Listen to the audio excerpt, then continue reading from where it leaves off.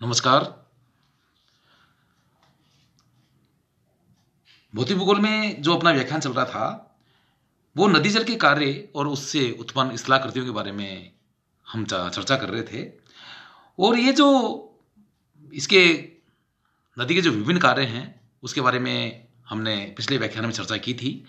अभी ये जो विभिन्न जो कार्य नदी के हैं और इनके द्वारा जो स्थलाकृतियाँ बनती हैं, स्थलाकृतियों का निर्माण होता है, उसके बारे में इस व्याख्यान में अपन चर्चा करेंगे।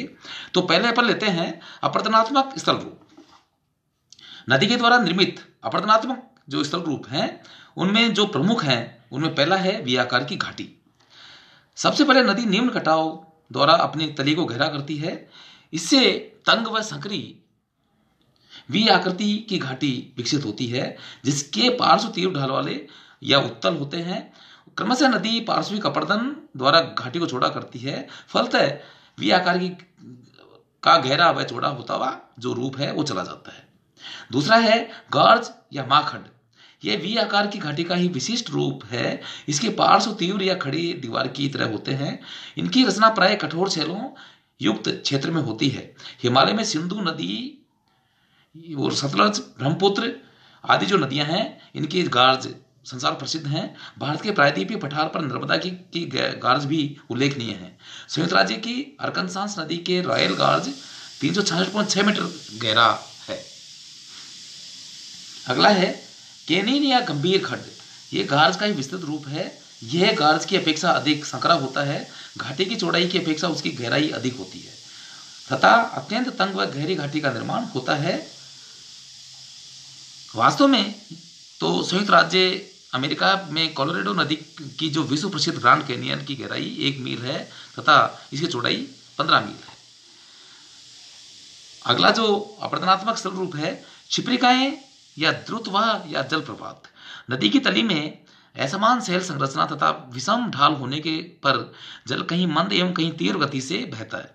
इससे असमान गति के कारण क्षिप्रिकाएं उत्पन्न होती हैं। कभी कभी क्षिप्रिका की उत्पत्ति जलप्रपात की ऊंचाई कम होने पर भी होती है।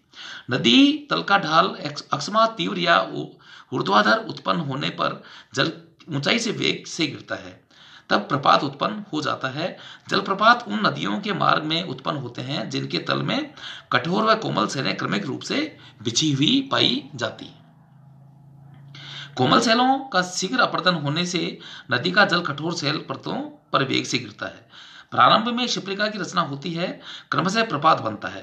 क्रमिक क्षिप्रिकाओं को कास्केड कहते हैं। सामान्यतः प्रपात की रचना अनेक परिस्थितियों में होती है, लेकिन मुख्य जो परिस्थितियां हैं वो इस प्रकार हैं। पहला है जब भिन्न संरचना वाली शैलों की परतें नदी के उद्गम की ओर झुकी होती हैं और ऊपरी परत कठोर एवं प्रतिरोधी शैलों से निर्मित होती है। इस प्रकार के प्रपात क्रमशः पीछे की ओर हटते रहते हैं। दूसरा है जब शैलों के स्तर मुहाने की ओर झुके होते हैं और ऊपरी स्तर कठोर शैलों से निर्मित होते हैं, तो निचली कोमल शैलों की कटने पर जल ऊंचाई से गिरने लगता है। प्राय इसे क्षिप्रिकाएं बनती हैं।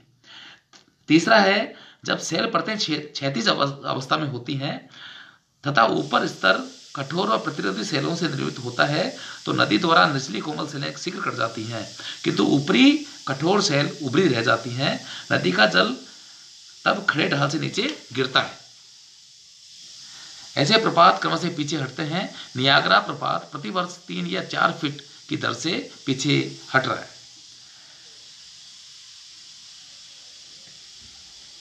अगला अन्य जो प्रपात, सामान्यतः प्रपातों के अतिरिक्त अनेक प्रकार के अन्य प्रपात भी बनते हैं, जैसे लटकती घाटी का प्रपात। मुख्य हिमानी घाटी के पार्श्व पर उसकी सहायक घाटी स्थित होती है, जो मुख्य नदी की घाटी में लटकती हुई दिखाई देती है। सहायक हिमानी का हिम पिघलने पर उस जलप्रपात के रूप में मुख्य घाटी में गिरता है। दूसरा सरिता अपहरण से निर्मित प्रपात। ऊंचे पर्वतीय भागों में जब कोई नदी के सहारे नीचे बहने वाली नदी पृष्ठीय अपरदन द्वारा ऊंचाई पर बहने वाली नदी के जल का हरण कर लेती है, तो अपहृत नदी के स्थान पर प्रपात की रचना हो जाती है। तीसरा है हिमानी की लटकती घाटी पर प्रपात। मुख्य हिमानी की घाटी अधिक गहरी होती है, उसकी सहायक हिमानी की घाटी मुख्य घाटी के पार्श्व पर लटकती दिखाई देती है। हिम पिघलने पर सहायक हिमानी का जल मुख्य घाटी में प्रपात के रूप में गिरता है। भृगु के स्थान पर निर्मित प्रपात। लहरों की क्रिया से सागर तट पर भृगु की रचना होती है। इनके ऊपर बहती हुई नदी का जल प्रपात के रूप में सागर में गिरने लगता है। भ्रंश प्रपात। नदी के मार्ग में भ्रंश क्रिया से उत्पन्न कगार भ्रंश के सारे जल गिरता है, तब ऐसे प्रपात बनते हैं। अफ्रीका में जैम्बेजी नदी पर 110 मीटर ऊंचा विक्टोरिया प्रपात ऐसा ही एक प्रपात है। भूमिस्खलन द्वारा निर्मित प्रपात। नदी घाटी के पार्श्व पर भूमिस्खलन से बड़े शिलाखंड नदी के में गिरकर उसके मार्ग को अवरुद्ध तथा विषम बना देते हैं। इनके ऊपर प्रवाहित जल प्रपात एवं शिप्रिकाओं की रचना करता है। लावा अवरोध से उत्पन्न प्रपात। नदी के मार्ग में लावा के उद्गार के से कठोर तथा प्रतिरोधी सेल उभर आती है। नदी का जल निचली कोमल सेलों को तो काट देता है, किंतु कठोर सेलें उभरी रह जाती हैं। इनके ऊपर बहते जल के नीचे गिरने से प्रपात बनता है। हिमोड निक्षेपों से निर्मित प्रपात। नदियों के मार्ग में हिमोड के निक्षेप में भी असमानताएं पैदा हो जाती हैं। इन्हें पार करते हुए नदियां प्रपात बनाती हैं। जल कर्तिकाएं। विषम रचना वाले नदी तल में बड़े शिलाखंडों तथा प्रवाह सेल के लुढ़कने व घिसटने से कोमल सेलों के स्थान पर गड्ढे बन जाते हैं। जलोढ़क की छेदन क्रिया द्वारा इन गड्ढों के स्थान पर भंवर उत्पन्न होते हैं, जो गर्तों को गहरा करते हैं। चंबल, दामोदर, सोन आदि नदियों के मार्ग में जल गर्तिकाएं पाई जाती हैं। इन गर्तिकाओं का व्यास कुछ सेंटीमीटर से कई मीटर तक होता है। व्यास की अपेक्षा इनकी गहराई अधिक होती है। अगला है प्रपात कुंड।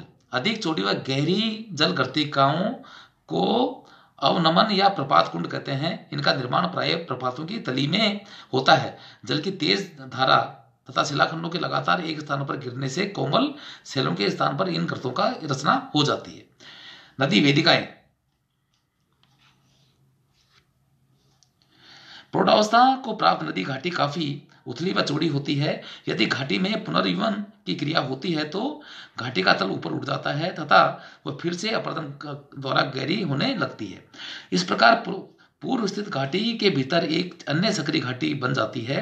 पुरानी घाटी के पार्श्व सोपान के रूप में दृष्टिगोचर होते हैं। यदि किसी घाटी में अनेक बार पुनर्जीवन की क्रिया होती है तो अनेक सोपानों का निर्माण हो जाता है। अगला जो स्थल रूप है संरचनात्मक सोपान। प्रत्येक स्तर पर नदी वेदिकाएं तथा संरचनात्मक सोपान एक जैसे दिखाई देते हैं, लेकिन दोनों आकृतियों में मौलिक अंतर है। संरचनात्मक पीठिकाएं वास्तव में वैशेषिक अपरदन की परिचायक है। नदी के मार्ग में पार्श्वों पर कोमल व कठोर सेलों की क्षैतिज परतें बिछी होने पर ये उत्पन्न होती हैं। कोमल सेलें का शीघ्र अपरदन हो जाता है और कठोर सेलें उभरी रह जाती हैं। इस प्रकार संरचनात्मक नियंत्रण द्वारा इन सोपानों का निर्माण होता है। अगला है नदी अपहरण। नदी का अपहरण का आशय एक नदी द्वारा दूसरी नदी के जल का हरण करने से है। यह क्रिया नदी घाटी के विकास की एक विशिष्ट अवस्था है जो प्राय नदी की युवावस्था में विकसित होती है। यह क्रिया कुछ विशेष दशाओं में उत्पन्न होती है, जैसे हरणकर्ता नदी की घाटी अधिक गहरी व कमचौड़ी हो, दूसरा नदी का ढाल तीव्र हो, तीसरा नदी के पार्श्व तथा जल की में कोमल सेलें हों, जल की मात्रा अधिक हो, जलोढ़क कम हो और हरणकर्ता नदी की घाटी अपर नदी की गहरी से गहरी और नीचे हो। ये जब दशाएं होती हैं तो युवावस्था में शीर्ष अपरदन द्वारा नदी अपहरण की क्रिया संपन्न होती है। अगला है नदी विसर्प। मेंढर शब्द की उत्पत्ति टर्की में बहने वाली मेंढर नदी से हुई है। यह नदी अपने मार्ग में अनेक विसर्पों का रचना करती है। मैदान में बहने वाली प्रौढ़ नदी निम्न अपरदन की अपेक्षा क्षैतिज अपरदन अधिक करती है।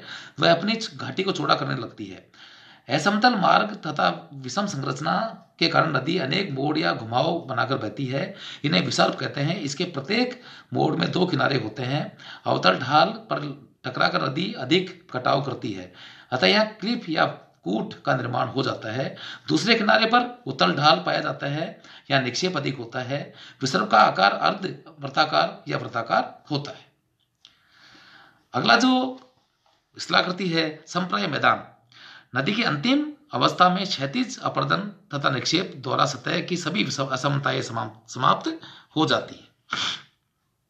इससे संप्राय मैदान का निर्माण होता है। अपर्दन के अवशेष के रूप में प्रतिरोधी सेलों के कुछ नीचे टीले यत्र दिखाई देते हैं। इन्हें मोनेडनाक कहा जाता है। अपघर्षण के पश्चात ऐसे विशिष्ट टीले जिनका ढाल नदी के उद्गम की ओर हो और तीव्र तथा मुहाने की ओर साधारण हो क्वेस्टा कहलाते हैं। फ्रांस के पेरिस बेसिन में ये आकृति विशेष रूप से पाई जाती है। तो इस प्रकार ये जो स्थल रूपों का अपन ने जिक्र किया, ये नदी के अपरदनात्मक जो अपरदन का जो कार्य होता है उसके द्वारा उत्पन्न स्थल रूप है। अगला जो व्याख्यान होगा इसमें जो नदी के द्वारा निक्षेपात या निक्षेप होता है उसके द्वारा जो उत्पन्न स्थल रूप हैं उनके बारे में चर्चा करेंगे। धन्यवाद।